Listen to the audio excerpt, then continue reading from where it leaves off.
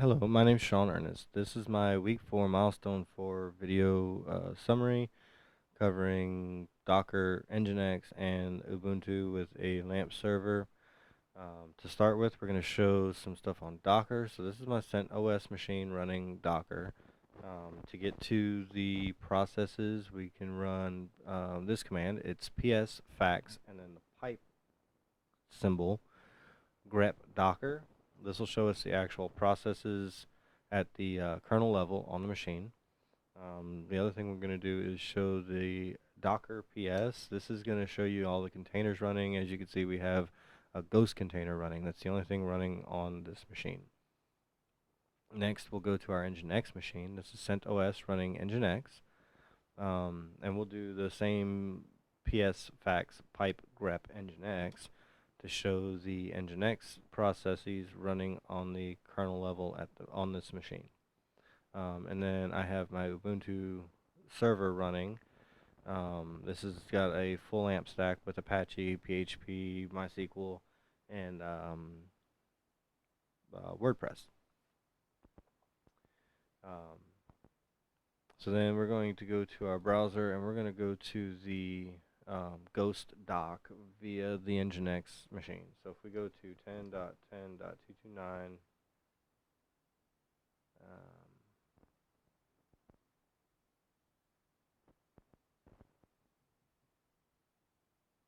dot 10/blog, this will show us the ghost page. This is being served by the Nginx machine because the Nginx is at the .10.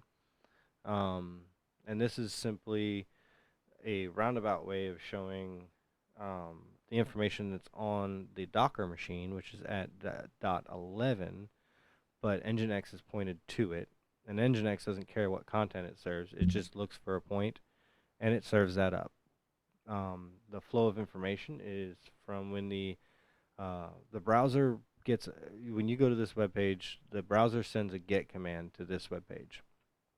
It doesn't know what it's looking for. It just sends a command. Then the server says, oh, hey, do I know that address? Yes, I do.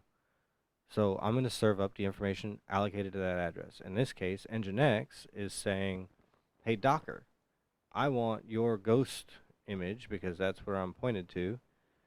I want this container to be delivered to this browser. And that's the whole point of Nginx, is it just kind of hides this machine from the web. It handles all the traffic. It doesn't do any of the processing. It doesn't do any of the fancy stuff. It just serves what's there.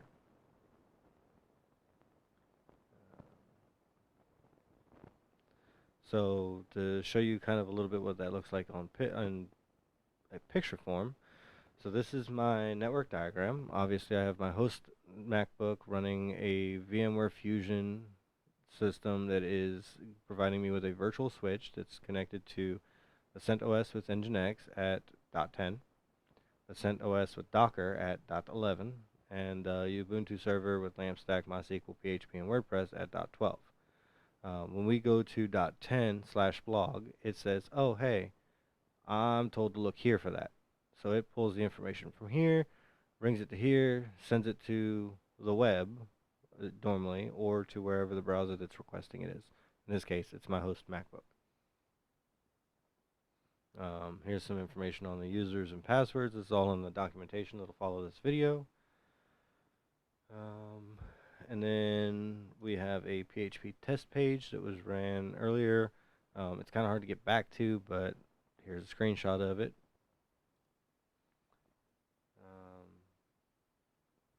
So then now we're going to go to our WordPress page, which we can get there by simply going to our address .12. So this is our LAMP stack running running all the fancies and WordPress. Real quick, just to demonstrate that it is working, we will create a new post.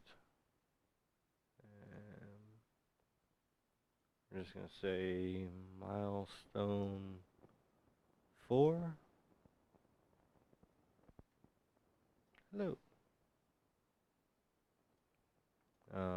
it says it's published. So now we can go back to the home page and we see milestone 4. And if I log out, go back to the main page, I'm going to create a comment on it saying, hiya. Of course, it wants a name, so we'll use our wonderful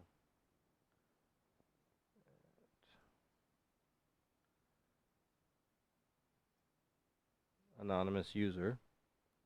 We'll post a comment. We can see that it says it's awaiting moderation. So then if we go back and log in as the administrator, we'll see that we have a comment that needs something. If we approve it, then we can see milestone 4, hello, anonymous user said hiya.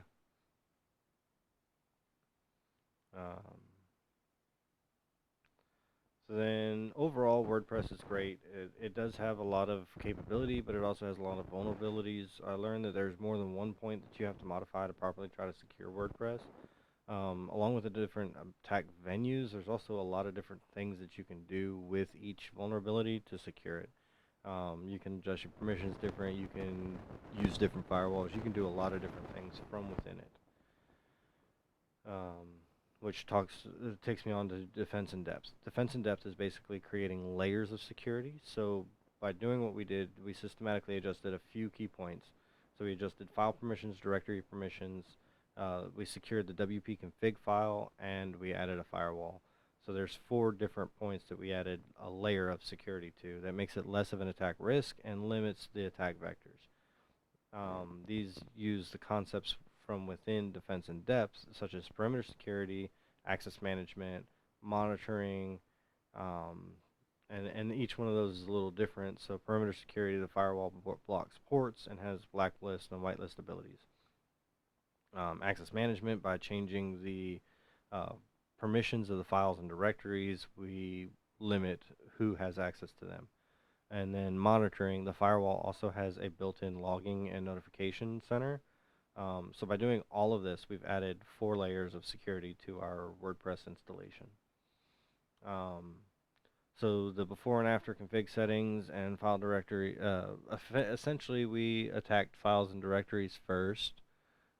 We used some chmod commands, which basically allow you to change the accessibility of a file. So we use sudo find, put in the the path to the file, and then whatever the file we were looking for specifically was. And then we did one for directories, one for files, and we did chmod. I chose 700 and 600 because 700 allows the owner full access, but nobody else access. 600 allows the owner to read, write, but not execute, and gives them a good amount of control, but doesn't allow anybody else any access at all with the zeros. So these are owner, user, world. If you're curious, that's kind of the positions that they stand for. The higher the number, the more access they have. 7 is the highest. 0 is obviously the lowest that I went with. So you can see some pictures here where this was the directory. I listed it out. I changed the WP admin, WP content, and WP includes, restricting their access. And then afterwards, I got permission denied when I was trying to access those directories specifically.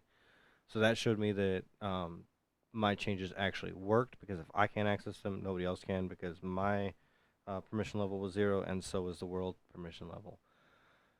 And then along with that, I moved the WP config file. So by nature, it's in the root of the installation folder. We can simply move it up 1 level, 1 directory, and then lock it down a little bit too, ensuring that it's got the right permissions. I went with 700 permissions on that. And if I need to, I can always go in chmod the permissions back up to where I can access them, and then do what I have to do, and then modify them back down to lock myself back out of them. But basically, I copied the WP config to another directory, which is just one step above it, and then I got rid of the original once I made sure that it was in both places. Um, and then the next thing I did was I went to the HT access and added this script, which basically prevents it from being searchable or accessible by anybody that HT access doesn't recognize. Um, and then when I tried to get back into it, it was unwritable. It was readable, but I couldn't do anything with it. So that showed me that my change worked. And then the last thing that I did was I went to the admin console within WordPress and went to the plugin section, searched for a firewall called Shield, um, hit on install and then activate, and then I was prompted with this wonderful little security screen, which I went through and set some of the securities. Those could be different depending on your needs. And then I tried to get back in by using FTP through the browser. And every time I tried to, no matter which way I tried to go, whether it was port 12, port 22, standard protocols, I kept getting permission denied. So that kind of showed me that the firewall was doing its job. It was preventing access from outside. It closed off the ports. So overall, that's how I secured and validated my work. Because if I can't access it, it's very difficult for anybody else to, because I have to log into the machine directly, change the permissions to where I can get to it, do what I have to do, and then change the permissions back. Is it an extra step? Yes, but it's security. So, thank you very much.